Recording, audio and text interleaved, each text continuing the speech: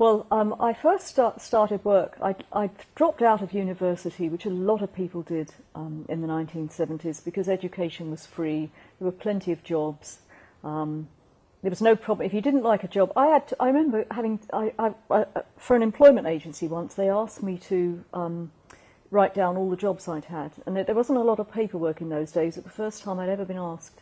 And when I wrote down all the jobs, I discovered that by the age of 24, I'd had 29 jobs. Because you'd do a job for a couple of weeks, and if you didn't like it, you'd hand in your notice. And then you'd go look for another job, because there were so many jobs. It was a wonderful time to be young and starting out. Anyway, I met Richard Branson's mother. I'd run off to Spain, dropped out of my degree and run off to Spain. And Richard Branson's mother was out there, and she was part of the expat community. And so I got to know her, and she told us all about her son, who was starting a record company and so on.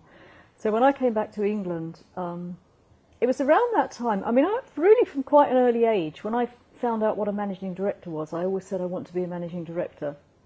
And I don't want to have children till I'm at least 30, which seemed terribly, terribly old, which was like saying never, which was quite unusual in those days, because everybody even then was thinking, well, girls were going to university, but they were all thinking, I'll get married and have children and give up work.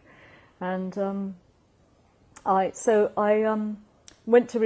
was thinking around that time, I was really getting interested in having a serious career, but I wasn't quite sure what.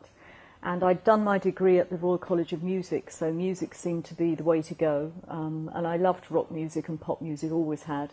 And so I went to Richard Branson and asked him for a job.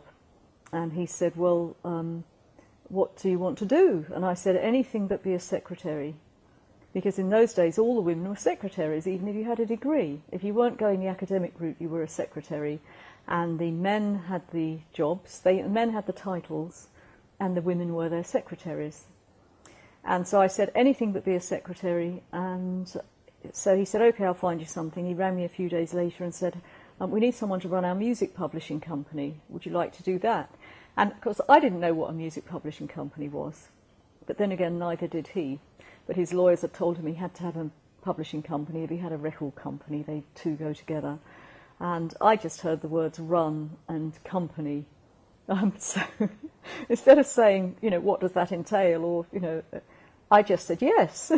And in fact, I remember that I didn't only say yes. I said, well, the only thing is, I said, yes, I'm happy to do that. The only thing is I'll only take this on if you'll really let me run it in my way and let me take it forward in the way that I think it should go forward. This was pure bluff. I had no idea what a music publishing company was.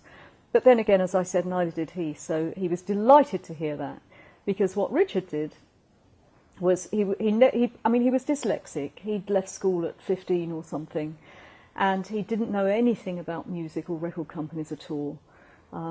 He probably doesn't know anything about trains and planes.